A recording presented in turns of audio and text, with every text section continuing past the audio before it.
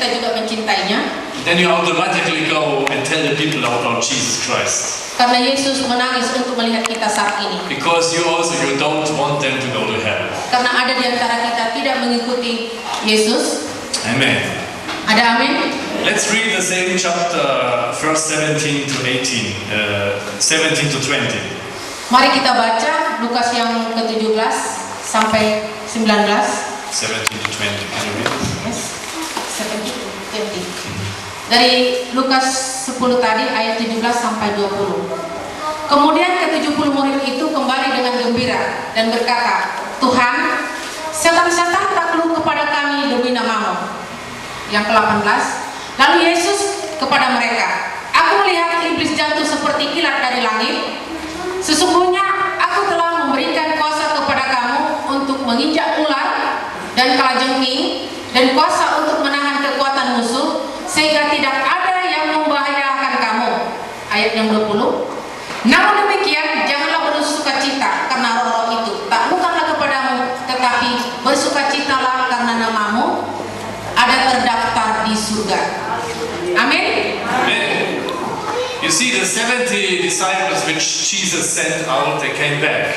Kita lihat ayat yang ke-17, bahwasanya setan-setan takluk. And they were very happy. Mereka sangat gembira. Because they said even the demons have to obey us. Karena mereka percaya kepada Tuhan. And then Jesus says that he saw Satan falling down like a flash from heaven. Karena mereka melihat di ayat yang berikutnya, karena mereka melihat berkata kepada Yesus, iblis jatuh seperti kilat dari langit. Satan, he was very shocked. Dan mereka sangat ketakutan. He fall down from heaven like a flash. Karena melihat kilat jatuh dari langit ke bumi.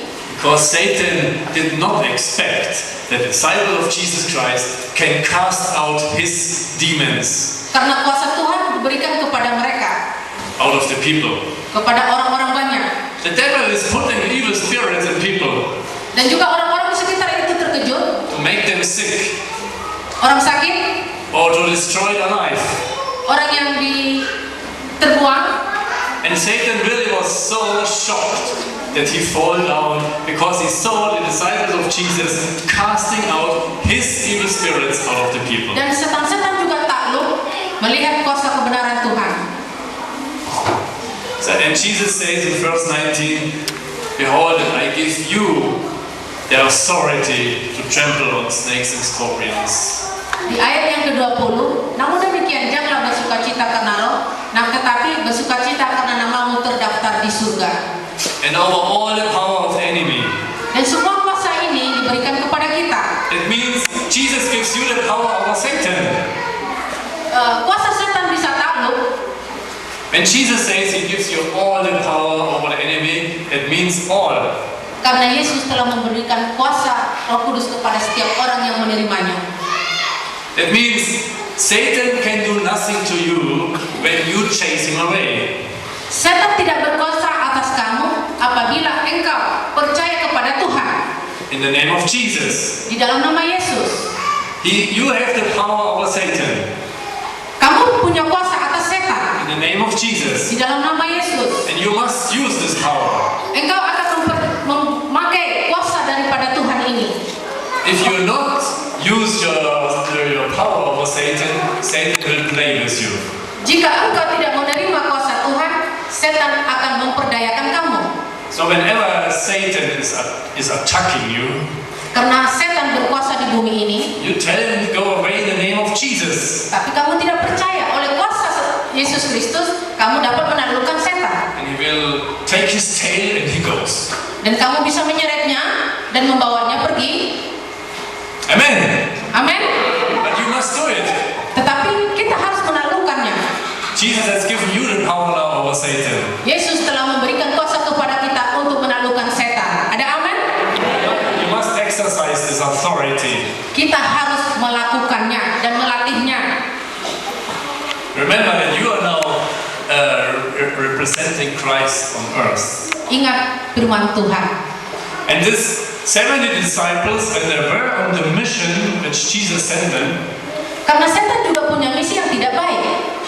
They were healing the sick people Tapi Yesus bisa menyembuhkan orang-orang yang percaya kepadanya and also use their authority to cast out the evil spirits. oleh kuasa bilur dan Roh Kudus. Amen. Ada amin? This is also part of the mission. Ini adalah misi Tuhan.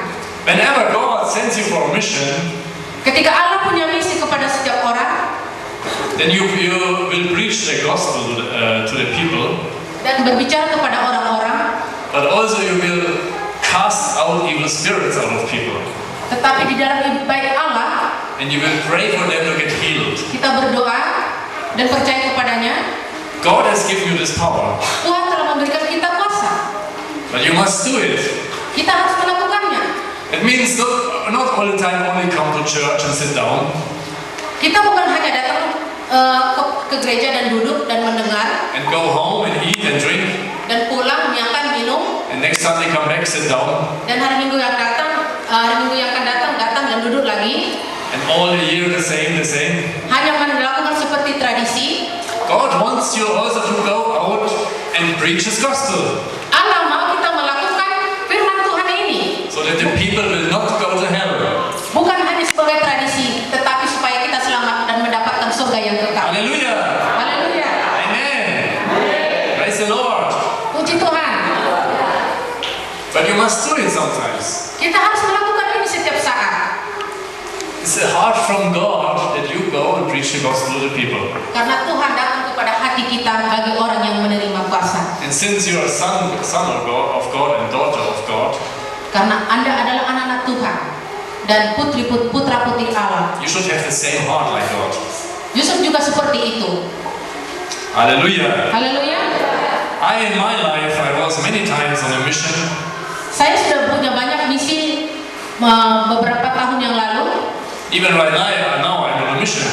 Sampai sekarang juga saya punya misi I'm preaching and teaching in churches, mengajar dan menyampaikan firman kebenaran Tuhan and also pray for people. dan juga berdoa untuk orang-orang.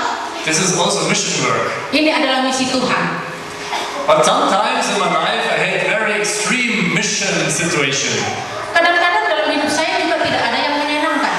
For example, one time I was in Africa, Suatu saat saya di Afrika and I was living in a pastor's house for about 3 months. Saya tinggal di dalam pastori selama 3 bulan. And I prayed every day, and God sometimes gave me a vision. Ketika saya berdoa dan menerima misi kuasa daripada Tuhan, And one day I saw in a vision, I saw a name of a village, dan suatu saat saya menerima kuasa Tuhan. and I looked at my map, Saya buka map atau peta, and I found this village maybe 60 kilometers away from the city I was staying. dan saya baca peta itu, saya tidak tahu di mana tempat itu. And this village was called Demba. Saya percaya bahwasanya itu adalah baik Allah. And then with one brother of the church, we rented a small motorcycle, and we went through 2 days through the jungle to reach this village. Ketika saya mau menjelajahi tempat yang terdaftar di dalam peta ini, saya tidak tahu tempatnya, saya naik motor. Because sometimes in the middle of Africa, this is all jungle.